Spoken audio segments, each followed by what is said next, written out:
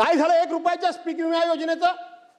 1 रुपयामध्ये आम्ही शेतकऱ्यांना पीक विमा योजना देतोय, 1 रुपयामध्ये देतोय, 1 रुपयामध्ये देतोय. अख्खा शेतकरी खुश झाला आणि आम्ही देखील फार मोठा आपली पाठ आपल्या हाताने बडवून घेतली. 1 रुपया पीक योजना आज सरकारनंच बंद केली. आम्ही विरोधक म्हणून बोलत नाही, अण्णा सरकारनंच बंद का बंद केली? एवढी जर चांगली योजना होती, एवढी जर लोकप्रिय योजना होती, तर तुम्ही ही योजना बंद का केलीत? पण त्या 1 रुपयाच्या नावाखाली 12,000 कोटी रुपये तुम्ही जमवलेत. 12,000 कोटी रुपये आणि शेतकऱ्याला 12 रुपये सुद्धा मिळाले नाहीत.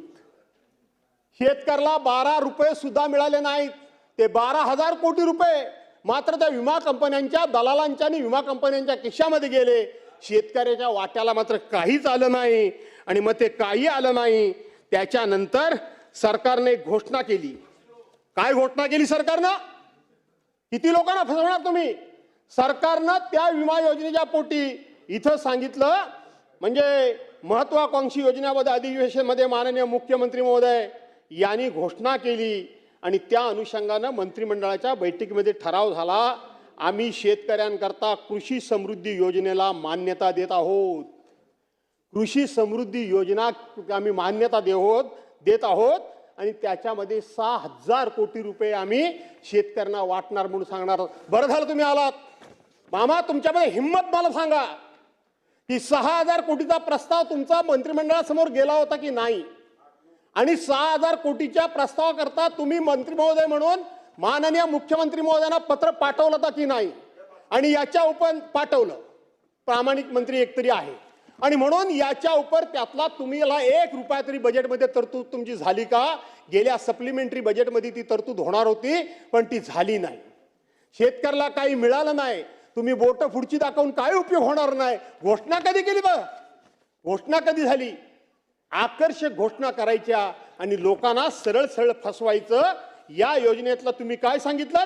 या योजनेतली नमूद 3ही ट्रिगर रद्द करताना बचतीचे पैसे शेतकऱ्यांना कृषी समृद्धी योजनेतून देण्यात येतील असे वेळोवेळी माननीय मुख्यमंत्री महोदयांनी सांगितलं.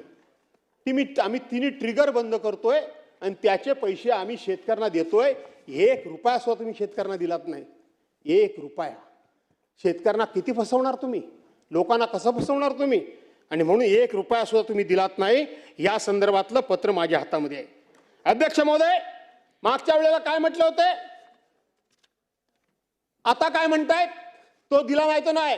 आता जून महिन्यामध्ये आम्ही शेतकऱ्यांची कर्जमाफी करू, विचार करू. बरोबर आहे? हा मुहूर्त कुठला काढलात? जून महिन्यामध्ये काय घडवणार आहात? काय घडवणार काय आहेत? कारण प्रत्येक वेळी अशा पद्धतीची कुठली तरी योजना राबवायची वेळ आली, त्या योजनेचा लाभ सर्वसामान्य माणसाला देण्याची वेळ आली की तुम्ही काहीतरी नवीन फंडा काढता, लोकांचं लक्ष दुसरीकडे वळवता.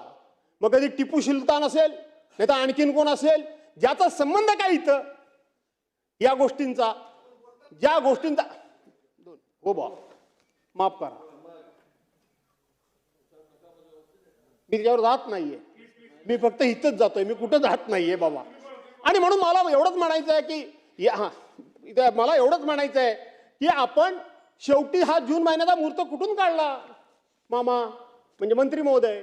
आपण हा कुठून काढला जून महिन्याचा मुहूर्त? काय आहे जून महिन्यामध्ये? का आता का नाही देत? अहो, तुमच्या केंद्र सरकारमध्ये कृषी मंत्र्यांनी उत्तर दिलंय. गेल्या वेळेला अवकाळी पाऊस पडला, तुम्ही फिरलेले मी माझ्या डोळ्यानं बघितलंय. त्यातल्या त्यात मराठवाडा अख्खा धोपून निघाला, खरडून निघाला, त्यांच्या जमिनी नापीक झाल्या. तुमचा प्रस्तावच नोव्हेंबर महिन्यात गेला नव्हता. हे अधिवेशनामध्ये केंद्रीय कृषी मंत्र्यांनी सांगितलं की महाराष्ट्र सरकारचा प्रस्ताव अजून आमच्याकडे आलेला नाही. आजतागायत केंद्र सरकारनं तुम्हाला मदत 5 पैशाची केली असेल तर या सभागृहामध्ये सांगा. काय शेतकऱ्यांबद्दल तुम्हाला प्रेम आहे? एकदा कळू द्या. शेतकऱ्यांच्या भावनेचा, शेतकऱ्यांच्या भावनेशी खेळण्याचा आणि त्या भावनेशी खेळून स्वतःचं राजकारण करण्याचा तुम्ही फक्त प्रयत्न करता आहात. सांगा तुम्ही की यामध्ये तुम्ही कधी हा प्रस्ताव दिला आणि केंद्र सरकारनं तुम्हाला 1 तरी पैसा दिला काय म्हणून सांगा.